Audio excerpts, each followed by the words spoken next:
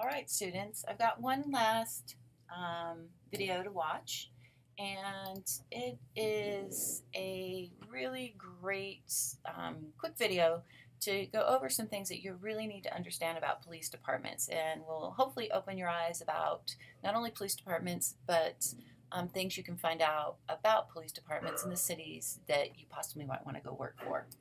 All right, this is a quick review of rank, so you can tell whether you come in contact with an officer, what rank they are.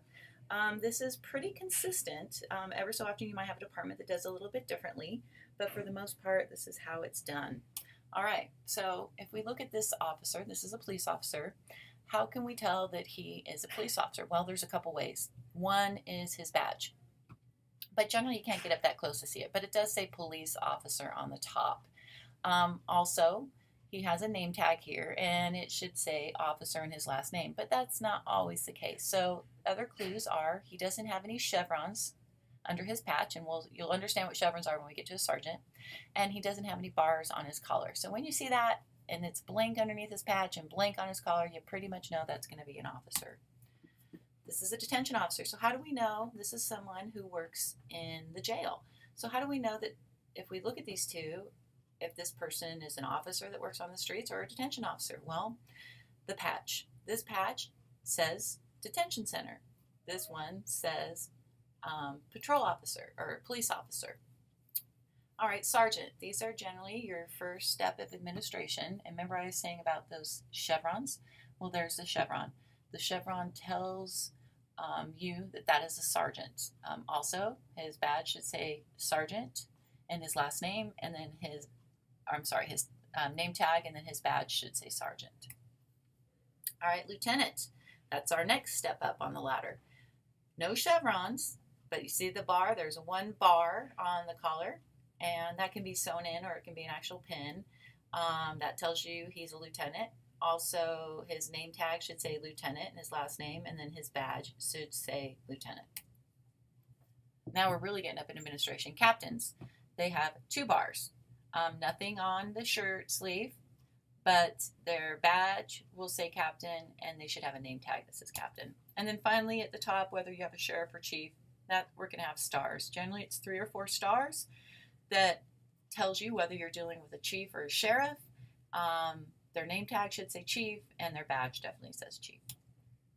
All right, so if you're at a crime scene and you have a question, or mainly if you have an officer that you either want to tell their supervisor that they did a good job, or possibly on the other hand tell them that they did something that you don't approve of or you didn't like and you want to complain on them, you're going to start with contacting their sergeant or their lieutenant.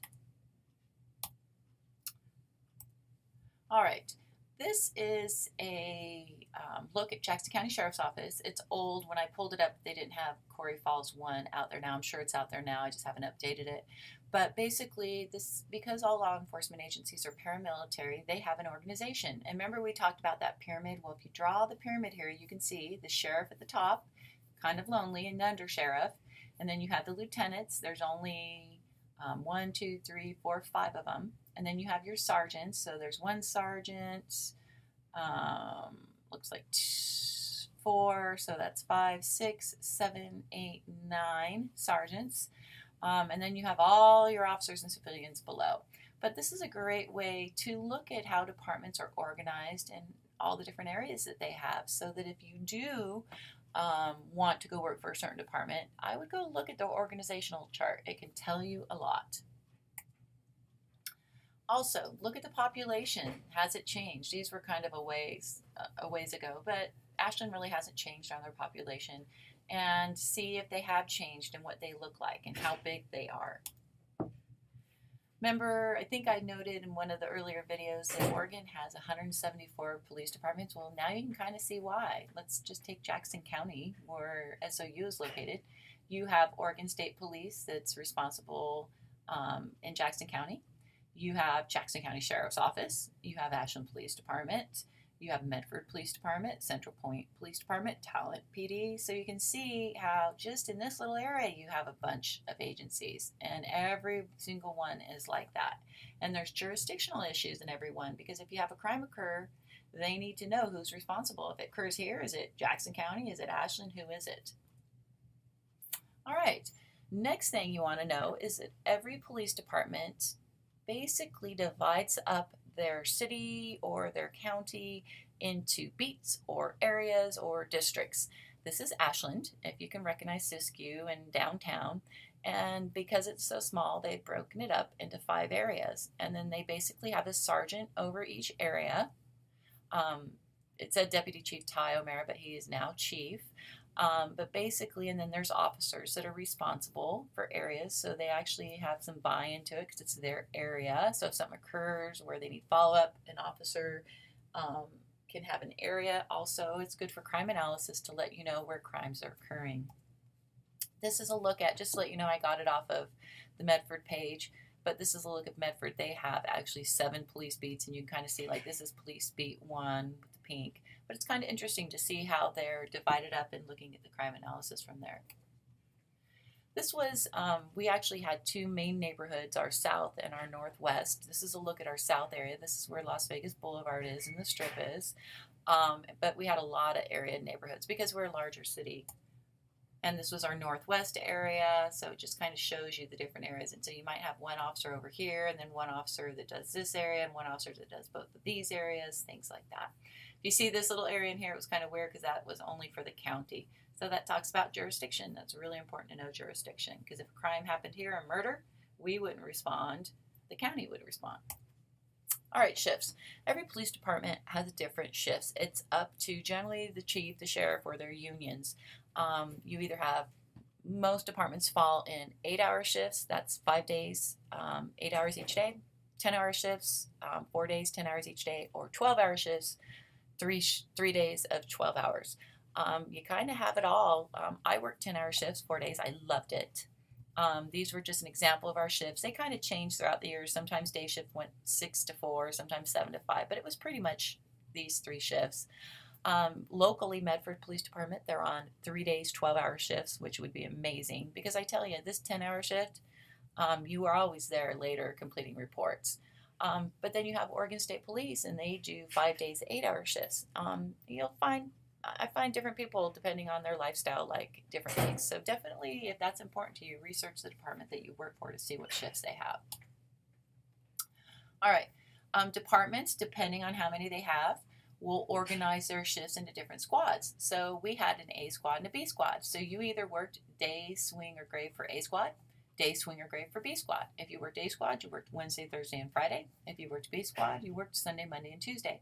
As you can see, the Wednesdays were the common days, and it was great because we would work with the squads, and so maybe one Wednesday, A squad wouldn't hit the streets, and they would go train. And then next week, B squad, we might go out and do a drug reversal or a prostitution reversal. So it was really great having the different squads if you have enough employees to do that. All right, this is a great website. It's called citydata.com, and you put in the city you're looking for. I put in Ashland, and you can see, just looking at murders, basically they didn't have any murders from 2000, 2004, then they had 2, and then they didn't have any until 2011, they had 1. But this goes down, it scrolls down, and it tells you schools to incomes to, just all kinds of information. So I would definitely recommend, before you start applying for jobs, look at the city where you're applying, what it looks like. All right, this is just a quick look at a big police department, or I'd say medium, how many we responded to. This was back in 2010. There was about 40 non-emergency dispatch calls that officers responded to that year. So those are non-911 calls. About 10,000 911 calls. So basically for a whole year, the officers responded to 48,000 calls. So that basically put us at about 1.2 officers per 1,000 residents. All right, this ends the video. Hopefully you learned a little bit more about police departments and what you can find out about them. This ends the videos again for week number 2. If you have any questions, make sure you post them on Moodle under Ask Your Professor or send me an email. Don't forget to turn in your assignment by Sunday at 2200 hours, and I will speak with you all through video next week in week 3. Thanks and have a great week.